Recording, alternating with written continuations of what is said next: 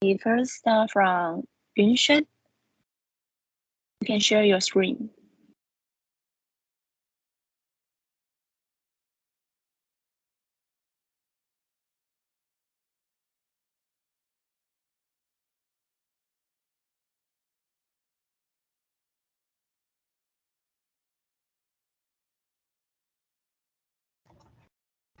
Okay. I want to introduce the brainwave diagnostic system with AI about dementia prodromal stage. Dementia is the combination of symptoms that includes generate in memory and other cognitive functions. Dementia will impose a heavy burden on caregivers and medical personnel. Their mental symptoms can also affect the quality of life for both patients and their families. So, discovering dementia at an early stage can help lower the chance of it happening and decrease the load on nurses and caregivers. Mild cognitive impairment, MCI, is one of the significant risk factors for progressing to dementia. Taking Taiwan as an example, is estimated that among individuals aged 65 and above, approximately 1 out of every 5.5 elderly persons may be affected by MCI. Within 5 years of an MCI diagnosis, the likelihood of developing dementia can be as high as 32%.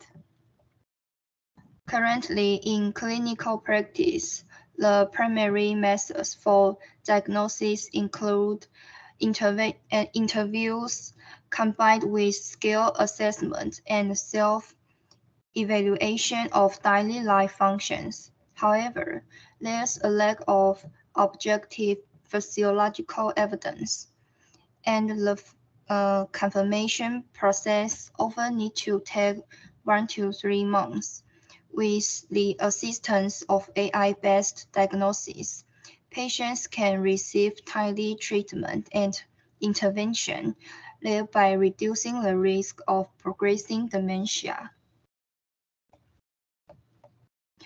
The brainwave AI-powered diagnostic system is an auxiliary tool to screen MCI.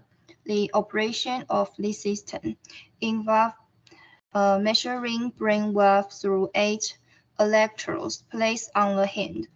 Then brainwave signals are processed by the brainwave machine.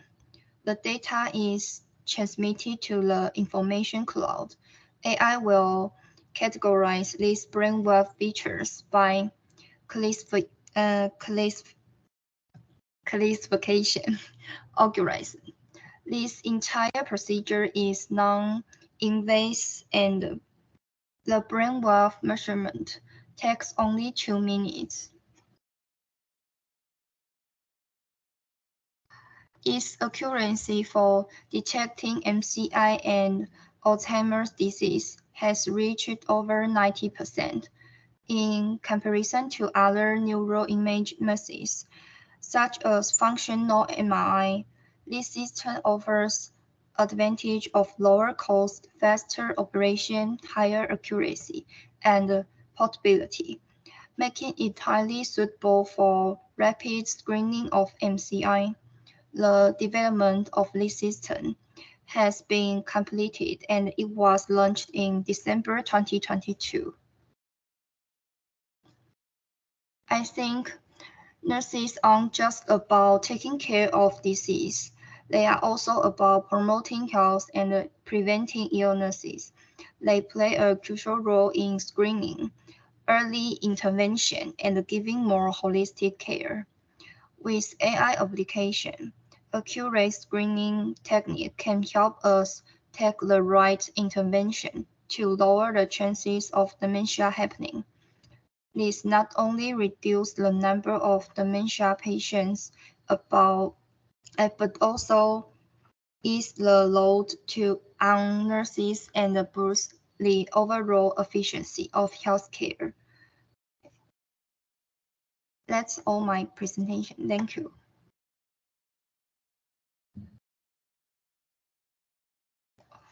Okay, thank you. Okay, and so this time we can do Q&A. So if you have questions, please to type down on the chatting box, or you can turn on your speakers to ask some questions. Does anyone have questions? Okay, so maybe I have one. I wonder that the brief systems is carried out by the nurse or a radiologist, because in in my opinion, I think to carry out this something like brainwave system is the radiologist jobs, or is exactly the nurse job? Actually is a radiologist, not nurse. Oh, okay, but it will combine with the nursing field to take care of the patients. So you introduce this system. Yes, because we Okay. subject about intervention. Okay, thank you. So if no one have questions, we can move to the next one. But Misaki will be absent today, so maybe next one is the Chisato-san. You can share your screen, please.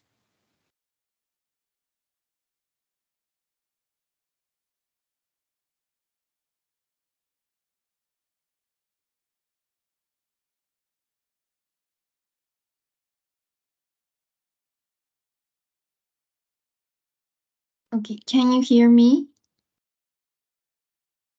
Yes. Okay, yes. Let me start my presentation. And my topic is AI's contributions to dementia patients in the nursing field. And dementia is more common in women than in men and is still on the rise. And this is the characteristics of patients with dementia. And first, they are severe forgetfulness. And second, symptoms are more pronounced in people close to them. For example, selfish to those who care for them intimately, but otherwise behaves in a matter-of-fact manner to others. Also, losing control of emotions is popular things and famous things, and events are forgotten, but feelings remain. Okay, look at this graph. According to National Institute for Longevity Sciences, a much higher percentage of patients with dementia fall when urinating than those without.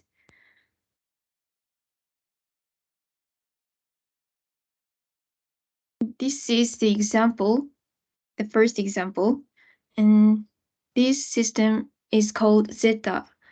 And this is AI service for facility monitoring in hospitals. And this is particularly useful in restrooms and shower rooms, which are difficult to keep an eye on. And for patients' privacy considerations, the system was developed with sensors instead of cameras, so patients can be more comfortable. And this is the second example. This is called koroban. And this means that in Japanese, don't sleep, and based on nursing records in the electronic medical record and the patient's condition. And this is, I will explain how it works. First, daily observations. Second, nursing record capturing. Third, AI analysis. Fourth, detect words involved in falls. And fifth, predicts patients at risk of falling 7 days in advance. And at last, monitor patients who are alerted. And this is my solution. And predictions can be made with the same system as before without increasing the burden on medical staff. This is an effective system to solve the problems of diversified and busy nursing work. And because nurses work in shifts, they cannot always look after all patients at the same level. Patients with dementia are particularly susceptible to stumbling due to their inability to properly assess the state of their physical functions and their reduced ability to recognize space. Therefore, it is necessary to watch over the patient with dementia to the extent that it does not become a burden on the patient. Thank you for listening. Okay, thank you. So if you have any questions, please leave your message on the chatting box or just turn on your speakers to ask questions. Is anyone have questions? No?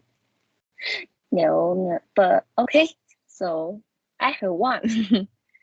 You mentioned that the following sound something like robots. They can predict the falling 7 days before. It means Yes. that is to test the frequency of the patient's falling frequency. I don't know the how to predict the falling frequency in the future. And before and before predict risk, and this is based on nursing records in the electronic medical record and the patient's condition, or before use this system. So yeah, share. Okay. So maybe based on the nursing record of the patient's daily life. Yes. Okay. Thank you.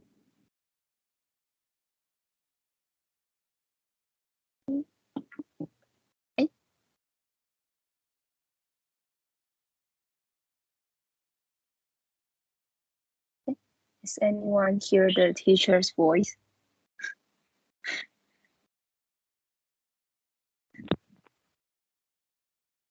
No? Yes. Now have voice. Okay. The AI is a system equipment. So before the AI can predict everything, we have to put data in database input the input before we want them to give our prediction. Most of the data were input by the patient's physical records, for example, the vital signs, temperature, pulse, or the breathing, or everything. And such as like about the robot, it is made by the record, the nursing record. And the nursing record, not just for this patient's nursing record, they collection lots of records entry the database. So after the database have a huge data, so we doing the data analysis, and the machine learning will give us some adjustment. For example, you will be choose different kind of features, making diagnosis about maybe the patient will have the correlation about the falling down, or about the vessel, or about everything. So we have to put out the data in before we want to do prediction. And the data have the patient's outcome. The outcome is what you want to make prediction. For example, hypertension, or mortality, the patient is dead, or the patient got severe complications. So we have to put data before, put the data in before. Then the machine will be learned frequently. Then we give them new data inside. Give them new data inside. It can be calculate the new input. So that will be several times and several frequency to make a better prediction.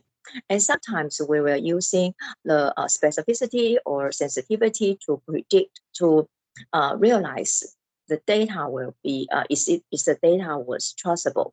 So that means the sensitivity and the specificity. So if we give we give the machine the AI is a poor data, or the data can have no the end result of what we want, they cannot provide us a better outcome. So that's why AI have their strengths, and as well as they have the AI also have the weakness. So we have to tell everybody about the limitation. And I do like the presentation about our students, especially the AI application in dementia. Recently, in Taiwan, in Chang'an University School of Nursing, I have a colleague, Professor Xu. She developed a smart clothes. A sensor was attached on the clothes, and the patient will wear the clothes. And inside the house will have a sensor. The sensor will receiving the patient's information about the patient's walk. The patient was lie down, or the patient was go to the bathroom, everything. The computer will making the reports. So the data will continue into our cloud. I mean, the cloud is a data bank, a huge data bank.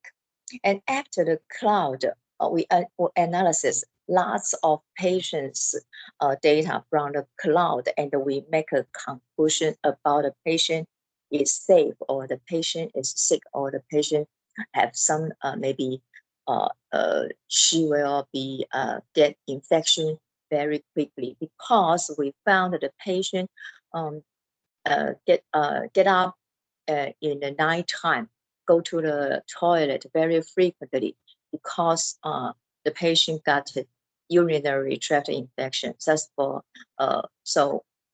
that's why AI can be a very good assistant for us.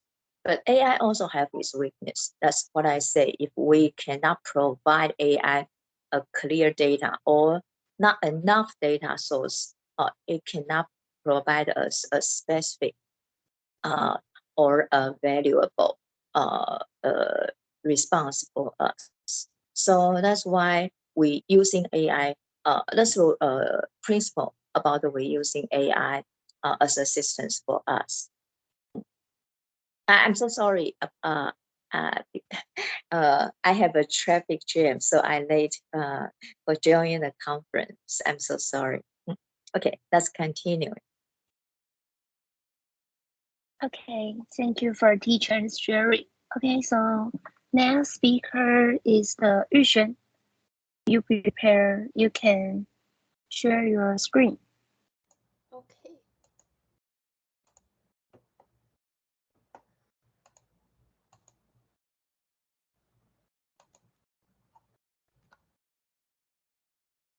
Okay, I will introduce the article about nursing procedures for advanced dementia. And the first is why we need AI to assess us in the treatment of advanced dementia. There are 4 reasons. The first item is since the of average life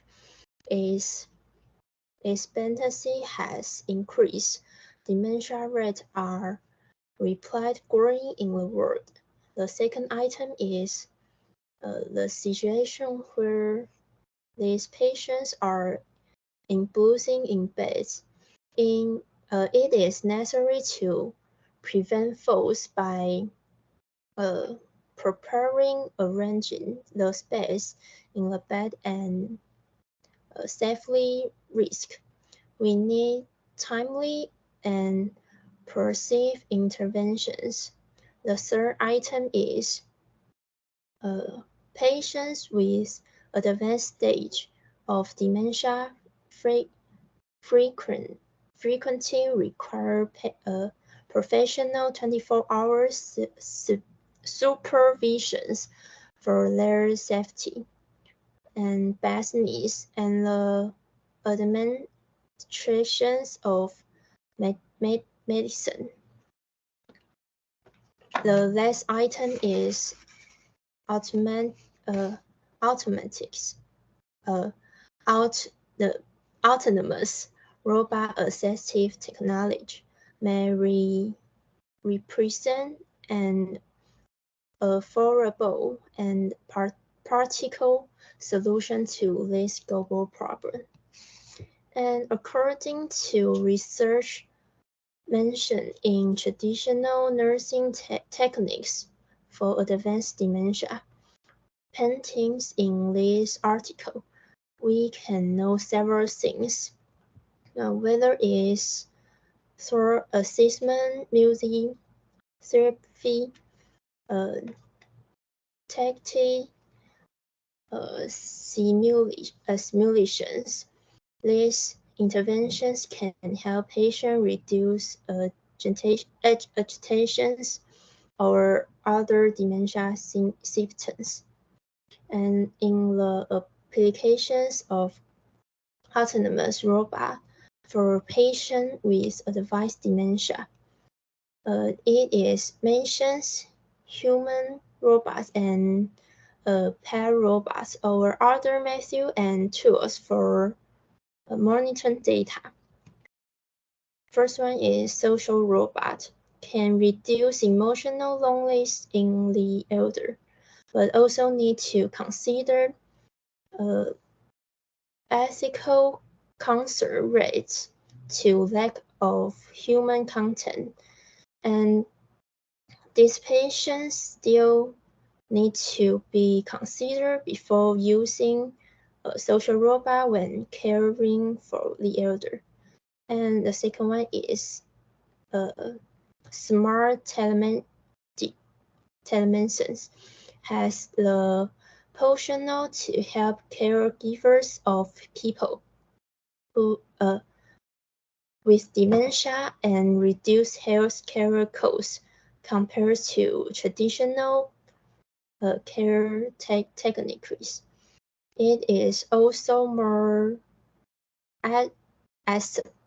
acceptable to the homestay staff and be benefit to the residents more. And the conclusion of the above research is autonomous robotics applications for patients with advanced dementia are a viable and cost-effective solutions.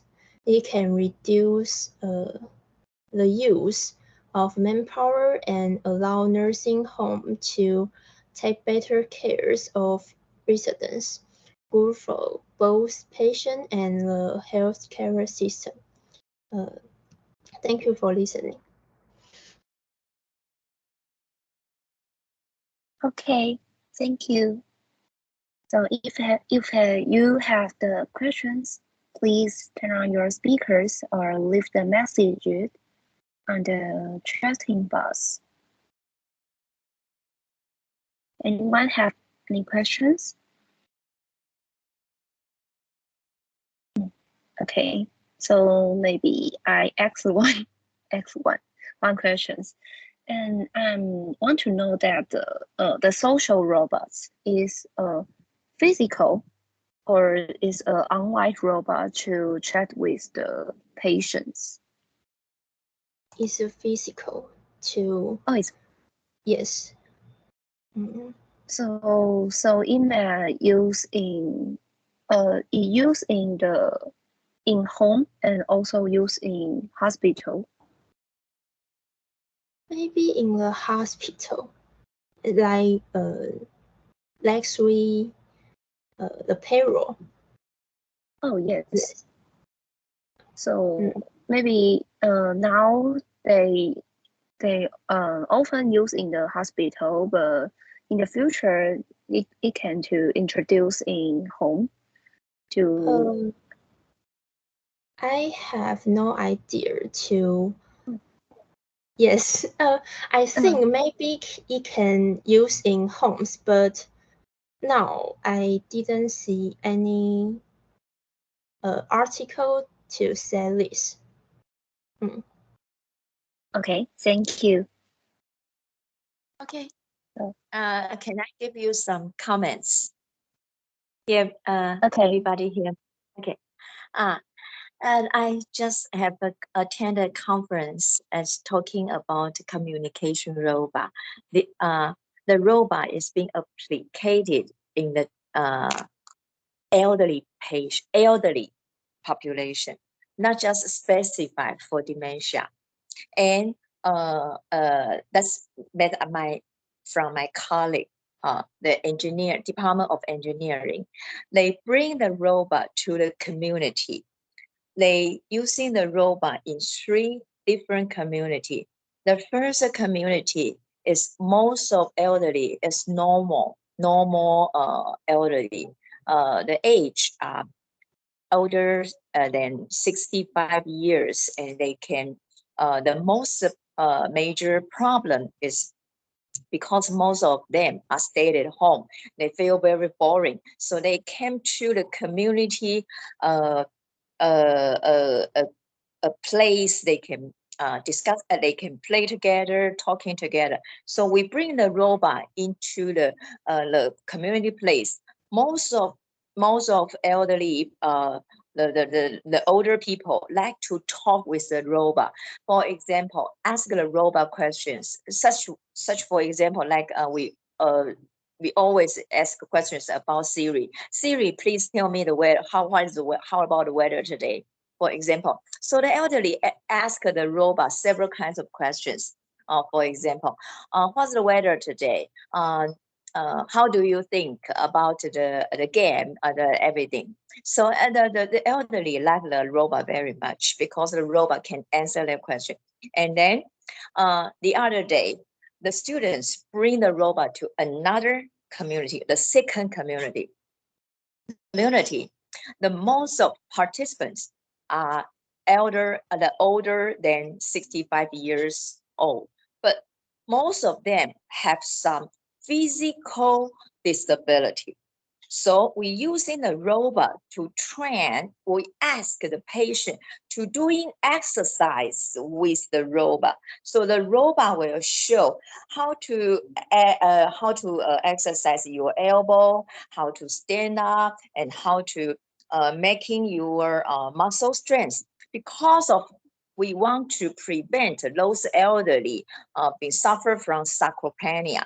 Let me explain about the sarcopenia.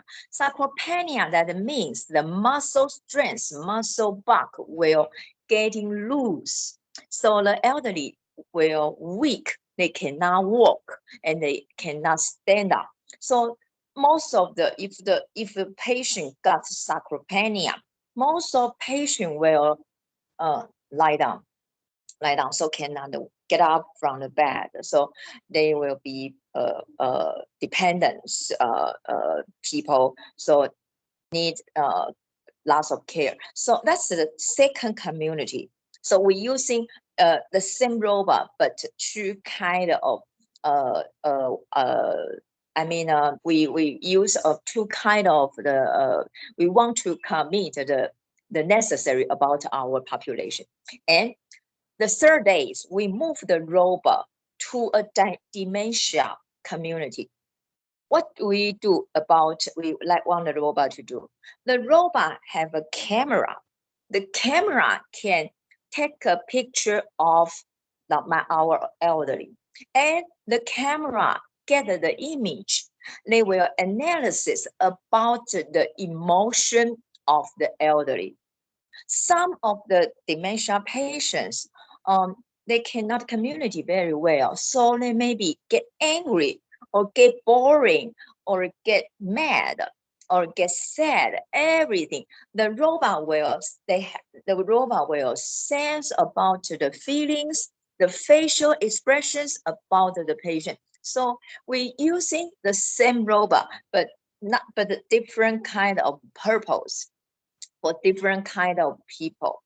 Even they are all elderly people. So the robot can be applied, depends on your purpose.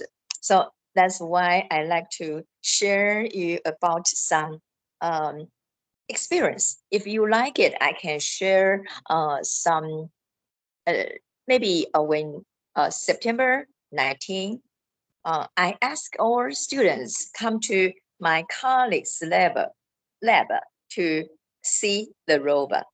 And when you see the robot, you can know what the robot can do for our healthy population and the sub-healthy population and the sick population.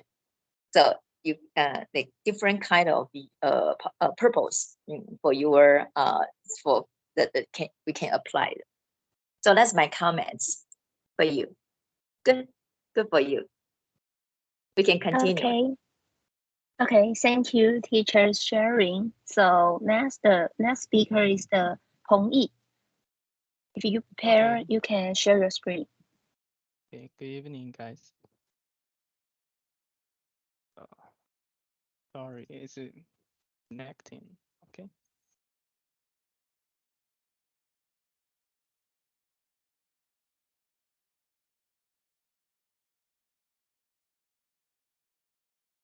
Okay, so today I want to introduce a deep learning MRI approach as the biomarker of prodromal Alzheimer's disease to you guys.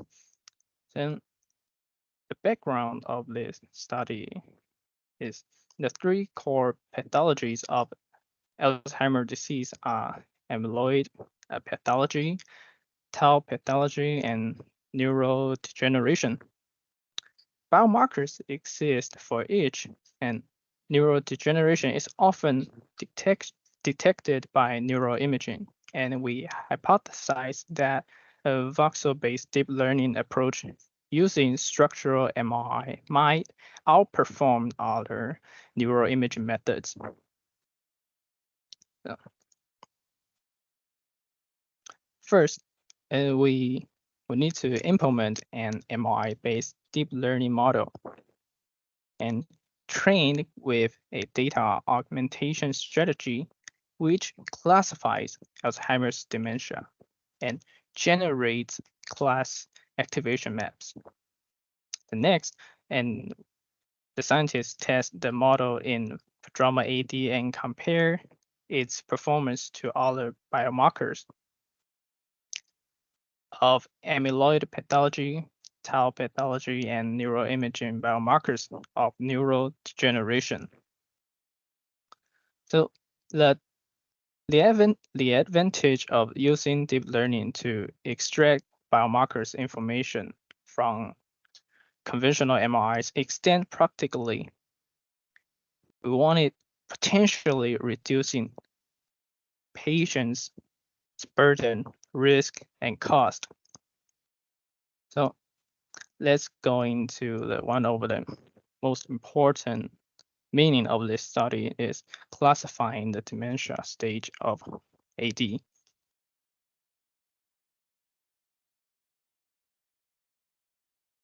As you can see in this figure, the deep learning model was trained, validated, and tested on 975 MRI scans repeatedly acquired in patients in the dementia stage of AD versus 1,943 MRI scans repeatedly acquired from healthy controls. In the test set, a deep learning MRI score was derived from each scan from the model, with the score reflecting the probability of each scan having AD. A receiver operating characteristic analysis revealed that the deep learning MRI scores accurately classify AD dementia versus healthy controls with an area under the receiver operating characteristic curve of 0.973. So the conclusion, the rationale for this recommendation and its routine clinical implementation is not to rule in AD, but rather to exclude other non-neurodegenerative causes of dementia, such as strokes, bleeds, and tumors. Machine learning techniques such as this that can extract useful information for the purposes of prodromal AD detection from conventional MRIs that have in any case been acquired have the additional advantages of reducing patient burden and cost incurred by lumbar punctures, injection of radioactive ligands, or other additional testing. Is the goal of this study, and we wanted to the most important meaning to the patient. Yes, this is my presentation. Thank you, guys. Okay, thank you. So if you have any questions, please turn on your speakers to ask questions or leave your message on the chatting box.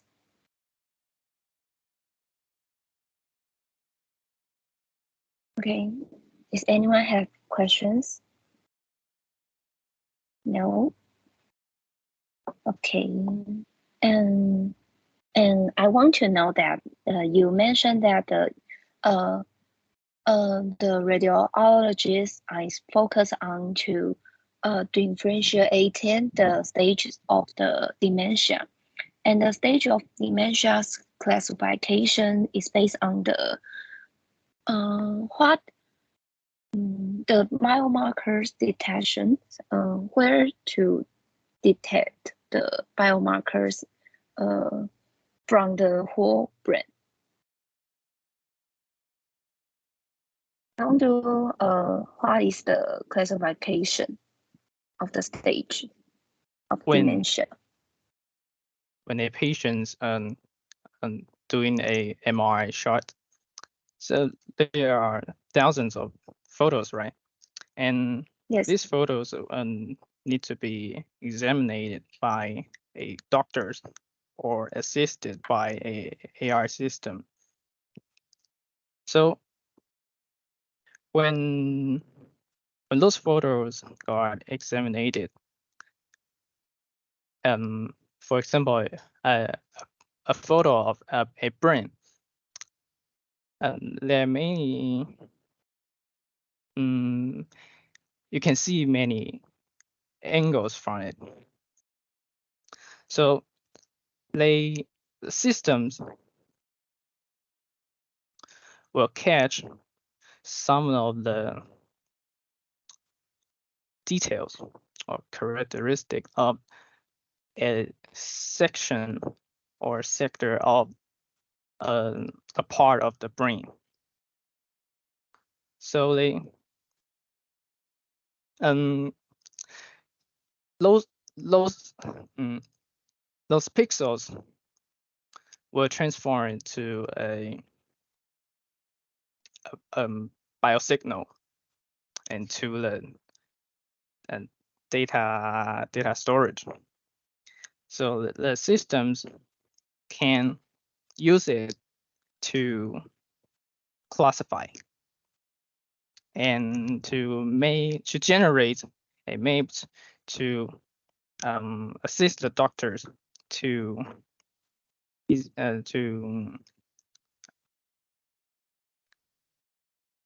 examine what kind of stage it is. As for example, the dementia, what kind of stage of it. Yes, simply put, it is. Okay, thank you. Is anyone have questions? So if no, we can, the next speaker, Shuji-san.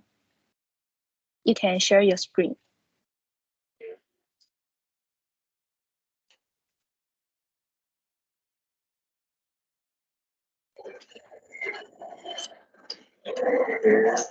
Hear it. Okay. I'd like to talk about dementia examination by MRI. Firstly, I'm going to sort out types of dementia. There are mainly 4 dementias.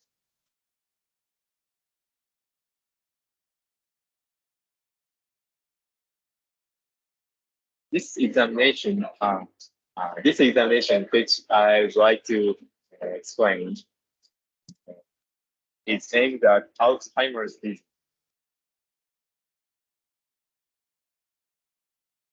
Alzheimer's disease is one of the famous dementia, frequently depending on the progression of Alzheimer's disease. When its progression is severely, it has getting lost, impaired judgment, and repeats the same question. When its progression is severe, it has greatly replaced skin infection and loss of communication skills. Regardless of the level of program, it has frequently of change, spatial memory, and delusion.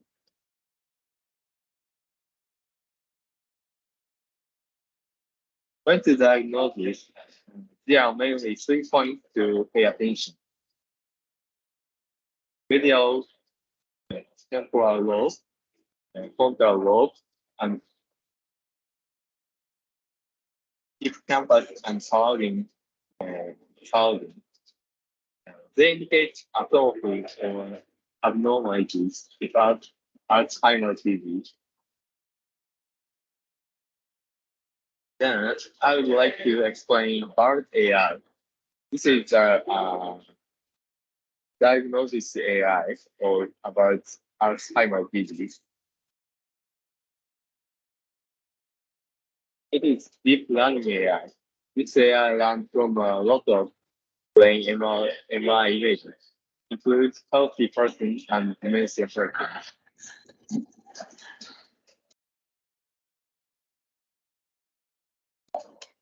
This AI is familiar to radiology doctor, and the AI can diagnose dementia by 98%. The AI is based on BVM algorithm. I will talk about BVM algorithm structure.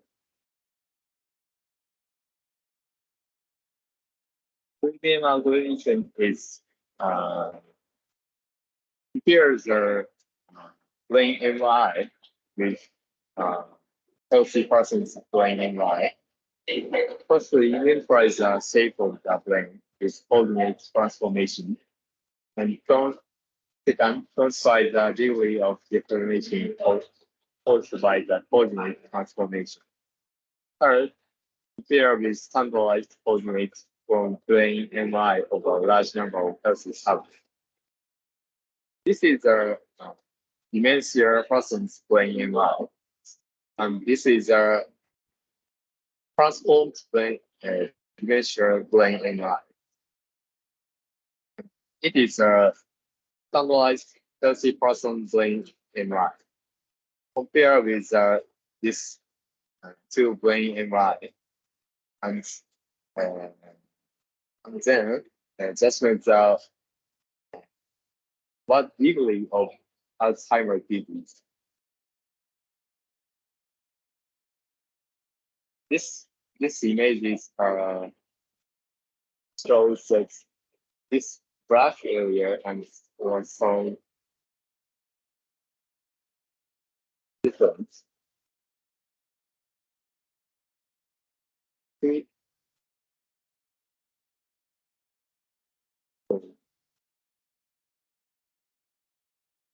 Thank you for listening.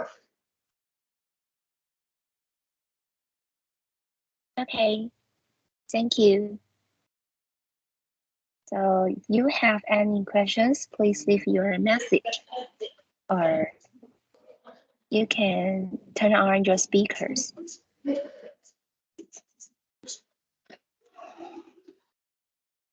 Does anyone have the questions?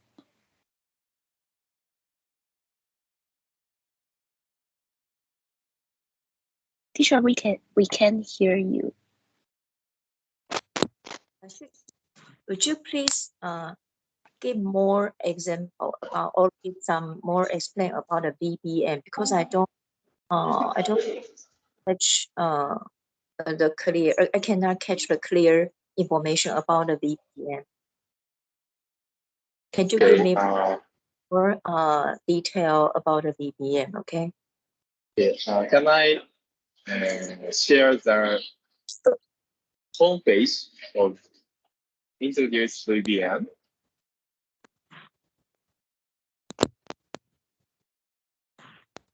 Okay. Can I? Okay. So,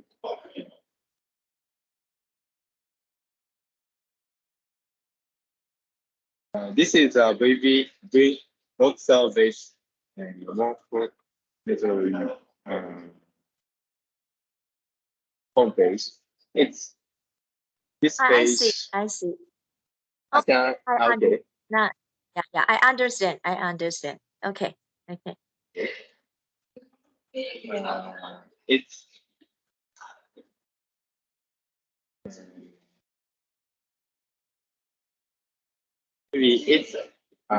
this is a native dementia person's brain MRI, and firstly change the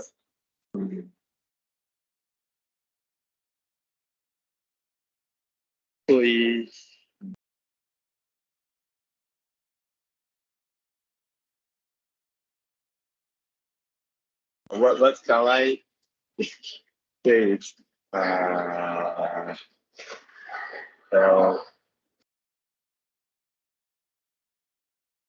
The dementia person brain MRI is transformed by one pixel.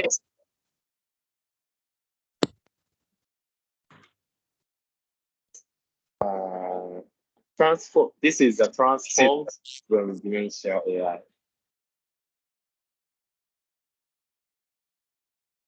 This is a average of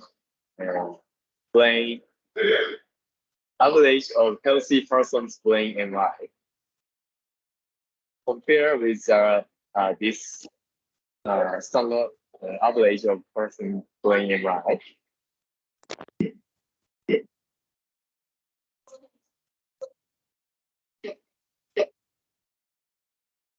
Can you hear it?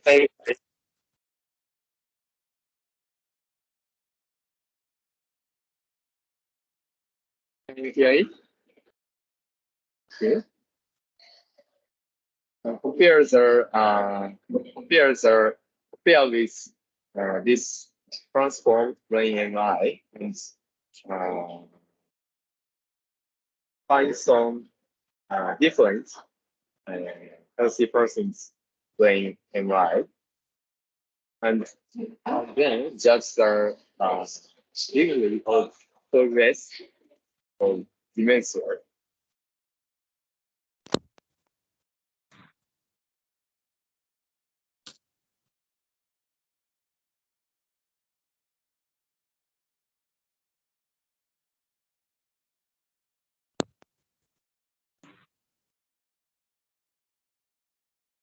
Okay.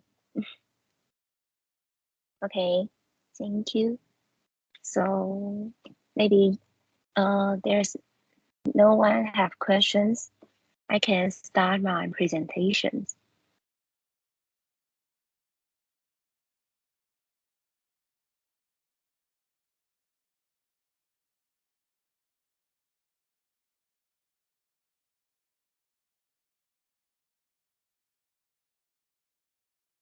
Okay. So I can. So hello everyone. I'm Ed. So it's my turn to talk about the application in empty field about dementia. Okay, next page. Okay, so first we know that the prevalence of the dementia for it increased dramatically over the upcoming decades, as someone have mentioned before. So due to the aging population and also the complex causes for the dementia and short of the cure, the timely detection comes first and is very important. So since then, by timely detection, it can more effectively to treat the dementia. And in recent years, so since developments in the high performance computing and the machine learning algorithms, there is have the short promise in the dementia detection, monitoring, and management. So the use of the ML methods have enabled analysis of the large volumes of the high dimensional data and integration of the various data sources, such as the clinical imaging or the genetic informations, and to identification of the new disease associations. The I mentioned before to combine, it can to provide the visibility to the dementia and also can advance our understanding of the complex causes for the dementia. Okay, so next we talk about the importance of the timely detection combined with the machine learning. So how about the radiologists can provide some help? So maybe for the machine learning algorithm, it can to classify into two parts, which are clinical medicine and also experimental medicine. Okay, so we talk about the clinical medicine first because it's more close to our lives. And in this aspect, we assess the risk and the diagnosis and prognosis and the care. Prognosis means that before the disease, we can to detect some risk. And in this stage, we will focus on to differentiating the stage and the subtypes of the dementia. Subtypes means that dementias including certain subtypes, and also we are familiar with the Parkinson or Alzheimer's, and it provides a high accuracy of the different biomarkers. And for the experimental medicine, we will focus on the more small molecules because there are many genetic molecules combined to provide a desired therapy for the patients, but for to create this is very difficult. So we can use AI tools to solve these problems. And by using the advanced algorithm, you can choose the viable candidate molecules and to make these drugs. And AI also provide a potential to predict the functional consequence of the mutation. It means that some dementia are protein coding or non-coding. It can to provide something like that the data and to further to know the what is the categories. And next part we can talk about the now and the future. It means that we can talk about the nowadays difficulty and the futuristic the visions. So we focus on the difficulty nowadays first. Although the AI algorithms are advanced, but we are now overly rely on one data resources, and there are poor external validations and lack of insufficient understanding. So carry out these machine learning algorithms indeed provide convenience to differentiating some stage of the dementia or some subtypes of dementia, but we have some problem need to be conquered. So based on the difficulties nowadays, we will focus on some improve the generability and the reportability for dementia in the future. And we hope to use more state-of-art models to more currently to predict the dementia's occurrence. And also, if we have such convenience, we can save more time to reinforce the clinical translations between the doctors and the mediologist. Okay, so the mentions above are my presentation. Thank you. So if you have any questions, please leave message or you can turn on your speakers.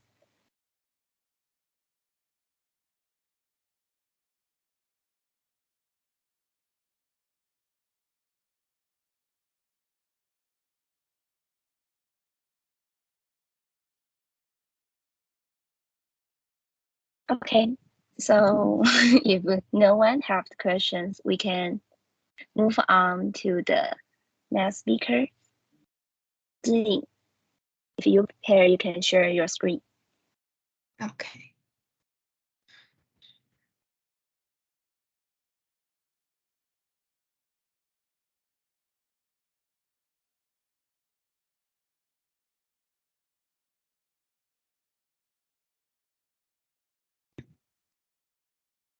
Hi everyone, today I want to introduce an AI technique called axonal brain age. It can predict our brain age and assess dementia risk through brain age gap. To predict our brain age, this technique combines the MRI and artificial intelligence to assess brain condition. For the DMRI, it is the abbreviation of diffusional MRI because human is mainly made of water, which is up to 70%. So DMRI can take water as tracer to trace the path of water molecule in the brain. We will apply bipolar gradients to the brain and switch the path of water so that we can evaluate fluid velocity. And axonal brain age is a non-invasive technique, and the purpose of axonal brain age is to evaluate microscopic brain axonal degeneration and predict dementia risk. Then finally, establish an automatic trace text-based analysis technology platform to allow more people have better access to this technology.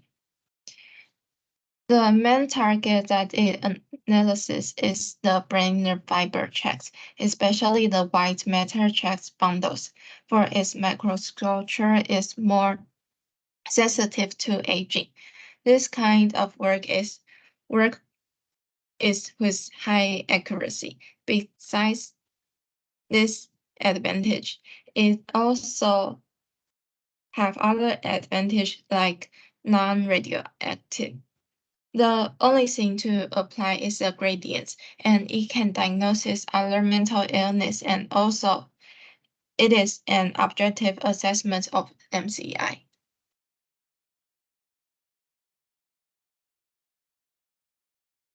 For the mechanism to do brain age prediction, a large amount of brain image input to its dataset is required.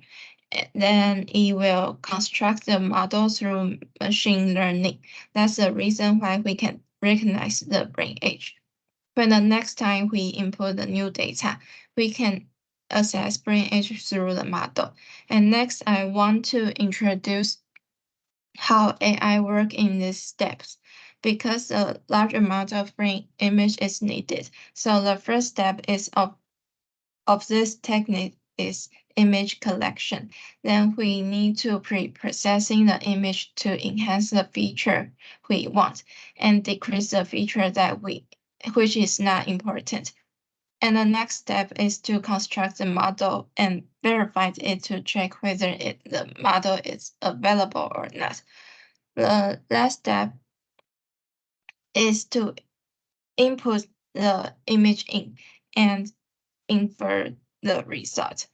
The picture on the right is the result of brain prediction. Take it for example. This one has its real age is 61 years old, while the brain age is 59.8. The brain age gap is 1.2. With other aspects of analysis, the brain is on the normal condition. And last, I conclude the above content into viewpoint. Through external brain age, we can predict our brain age and assess dementia risks. Also can enhance the possibility of early diagnosis of dementia to slow down the condition of worsening. While this technique is also have few limitations, such as low accessibility, there is a few people know about this technique, and that we should promote this new invention to the world to raise people's awareness of this kind of technology. And here's my reference. Thank you. Okay, thank you. So if you have questions, please leave your message, or you can turn on your speakers to ask questions. Yeah, I have a question. How about the price of the test? Is it expensive? I think it is expensive because it's not everyone can use this test. So maybe you need to prepare more money to test yourself. Yeah. Good, thank you. Okay, so if there's no one have the questions, we have to maybe we take a rest to 7:55 in TPE and 8:55 in Japan. And after the rest, we have to discuss about the meeting time, next meeting time, and also what we want to discuss the next meeting.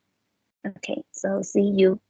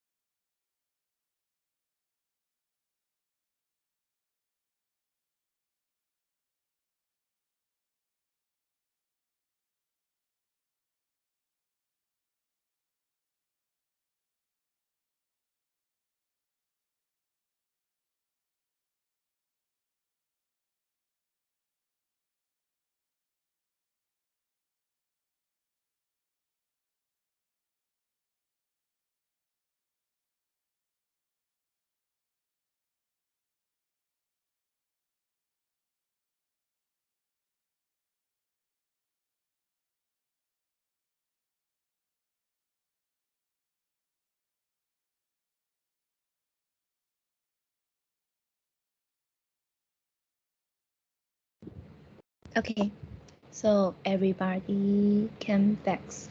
Come back. Okay, so is teacher available? Yes, yes. Okay, so we first to talk about the meeting next time. What we have to do, maybe. So we have to do the next meeting.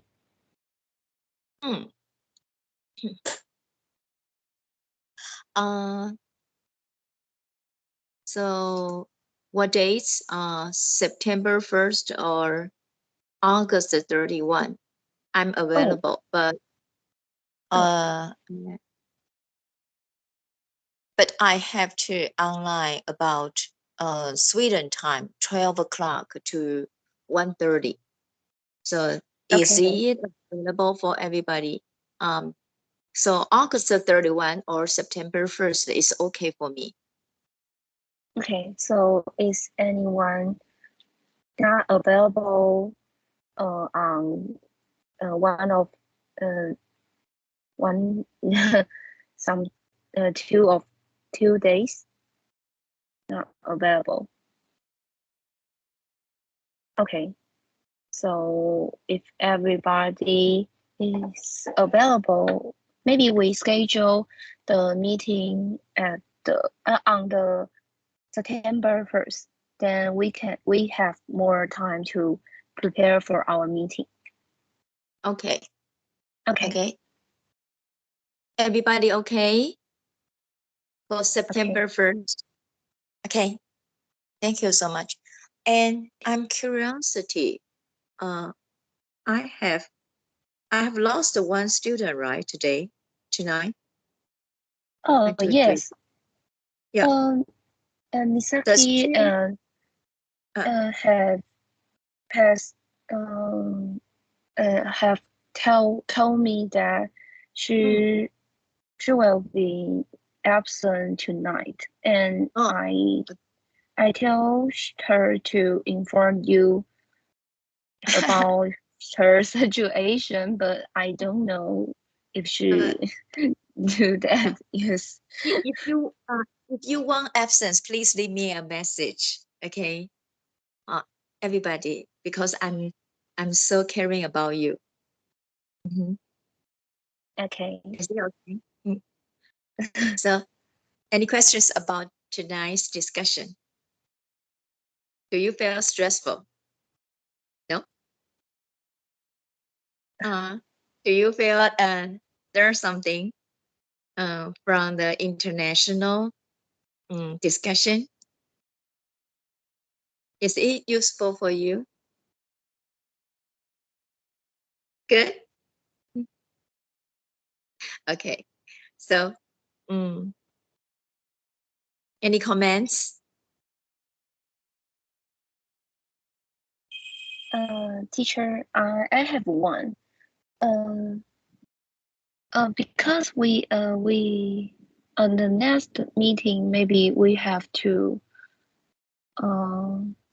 arrange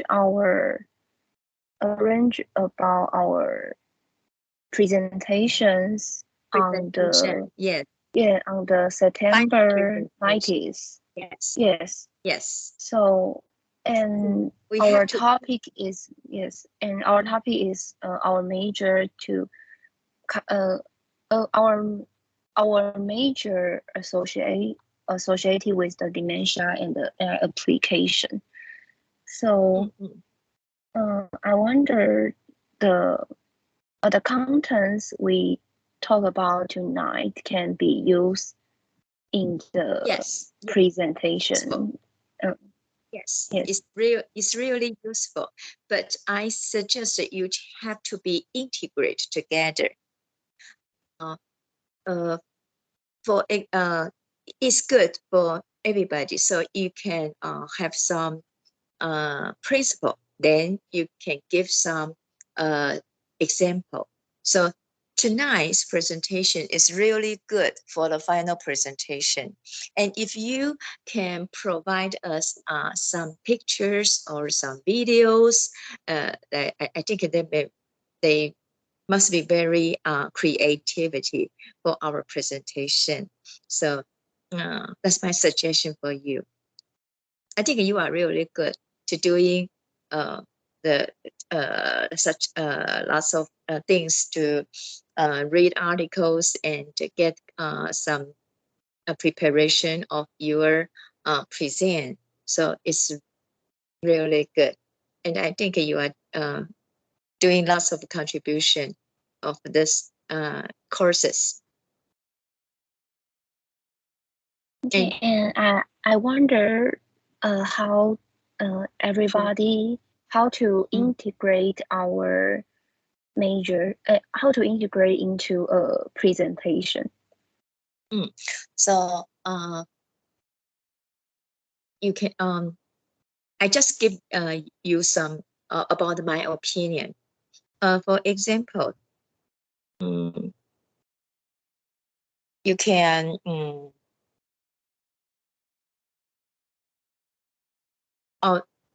just like you can using different kind of department. We have the same disease, and we can just short introducing about the disease. What is dementia? Because all of you are talking about the symptom about dementia.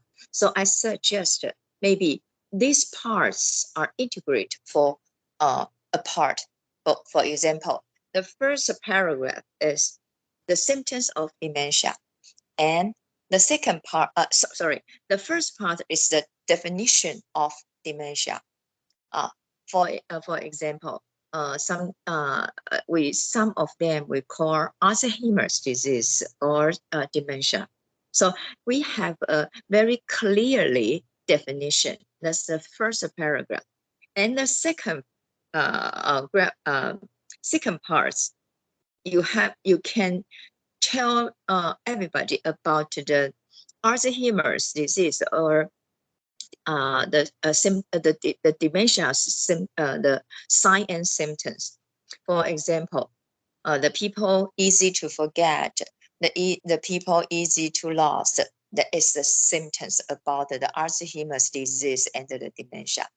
The third part, you can contribute about the diagnosis. So depends on MD part. You can introduce about how MT using the MT technique to detect the dementia, and how about the radiology department to detect the dementia. So you can use different kind of references about how to detect the disease, and after detect the disease, then we can categorize the level of the dementia. That's what you're talking about today, right? You have different level of dementia, mild, very severe dementia, everything.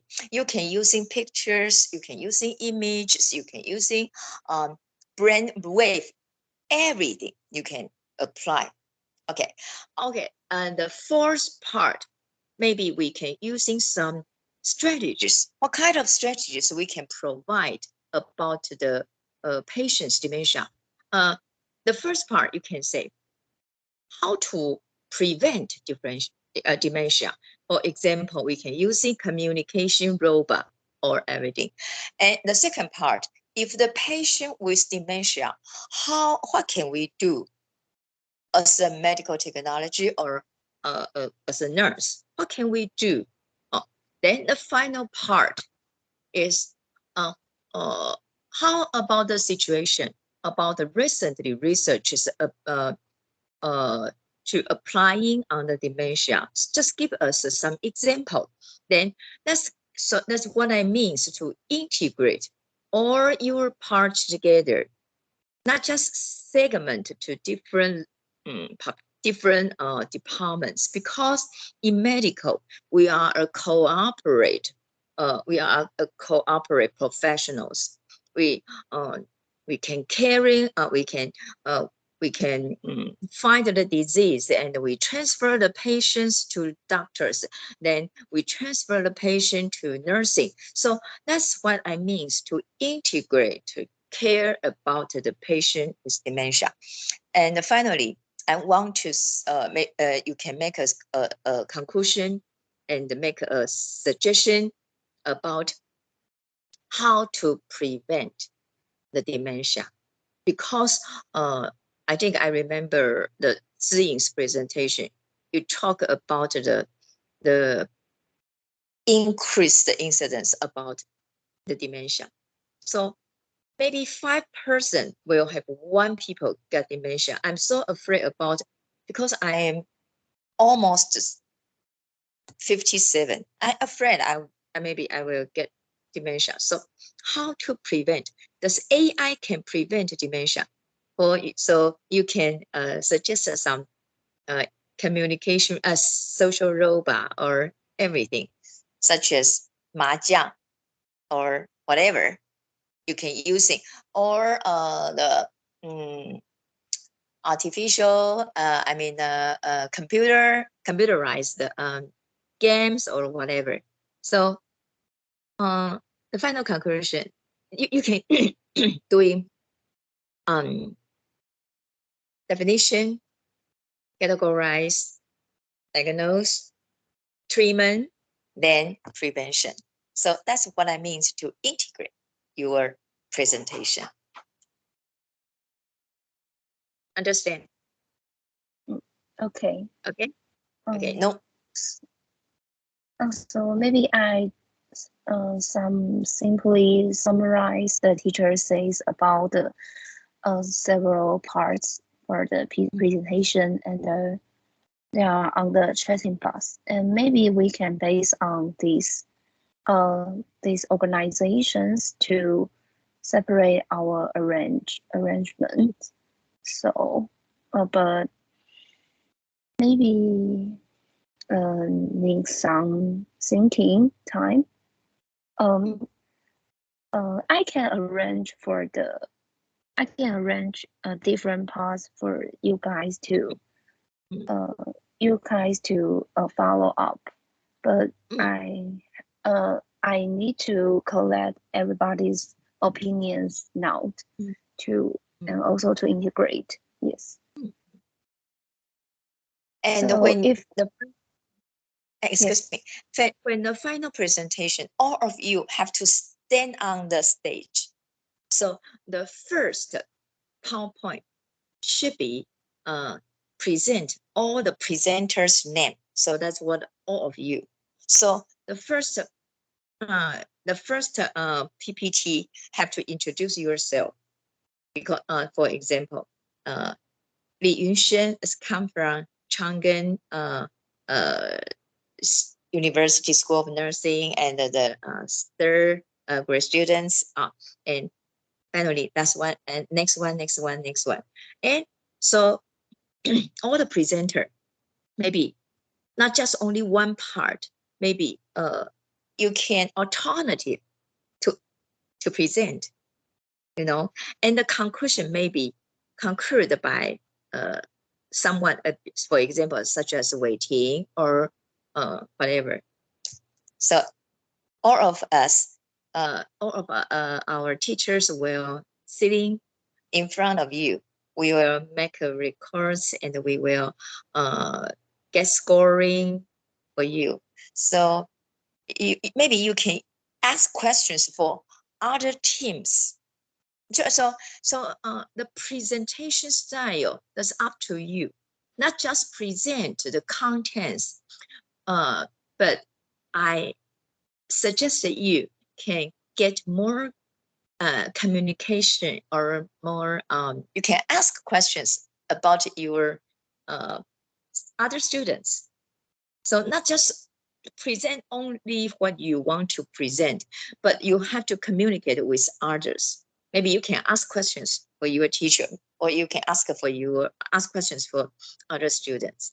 I want you to more interaction with all your students together.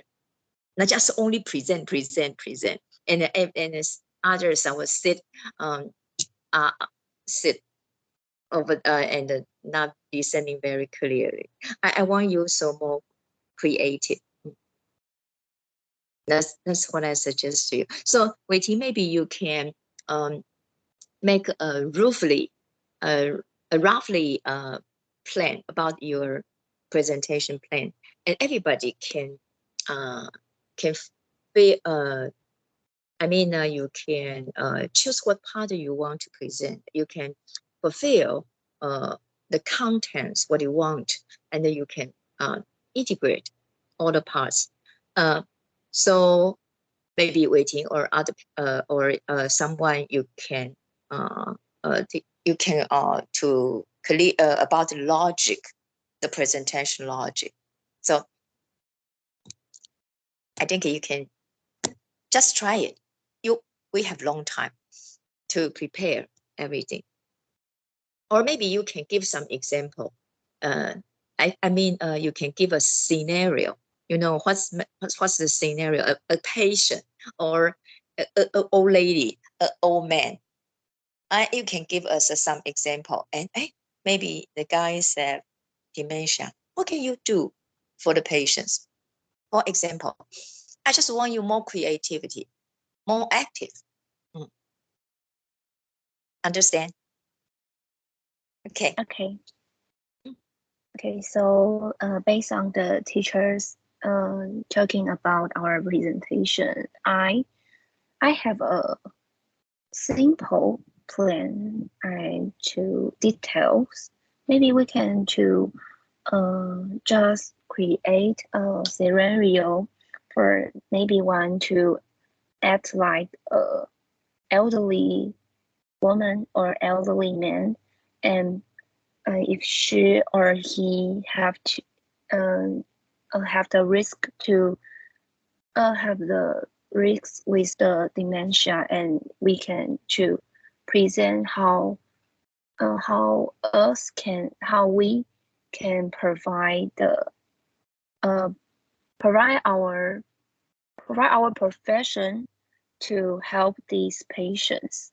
But now I only have a rough plan, and maybe I can summarize and to put on our line groups to find and to let you guys to choose what parts you have you want to take charge. So maybe it will be done. It will be done. And also for teachers say about the interaction with other students, other group students, maybe we can create some games like Kahoot. Maybe some student knows that. Yes. Yes. And after our presentation, we can just prepare some small gifts for others classmates to increase the interactions. Yes, good. Things like that. Okay. Yes. So after does everybody know Kahoot? Kahoot? Do you know how to play with Kahoot? Maybe next meeting we can play Kahoot. Is it okay? Or Slido? It's okay. Or you can use Slido. But I like Kahoot very much because it is so exciting and have some stress. So maybe next time we can use Kahoot. Okay. Waiting, we can make some Kahoot games. Everyone can give a test about the Kahoot, okay? As CGU students, you know how to play with Kahoot, right? Maybe you can show the website for OU students.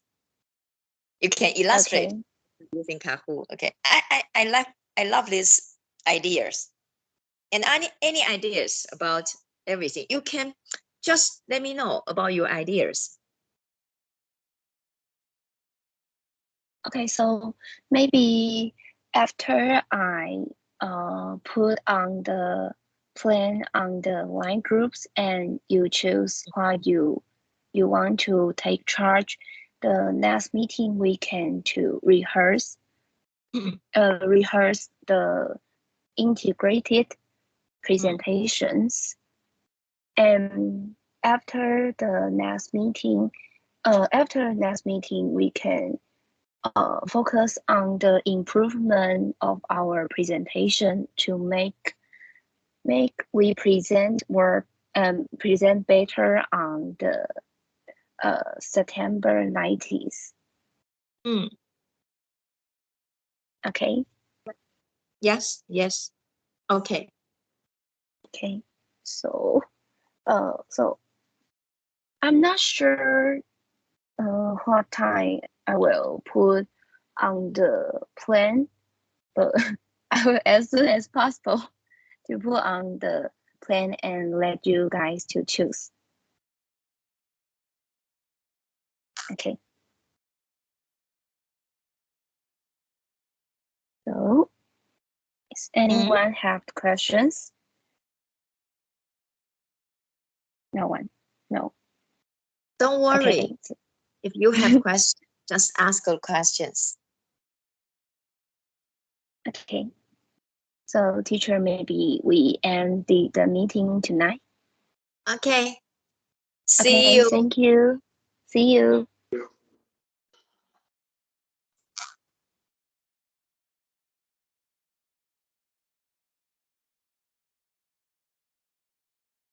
Okay.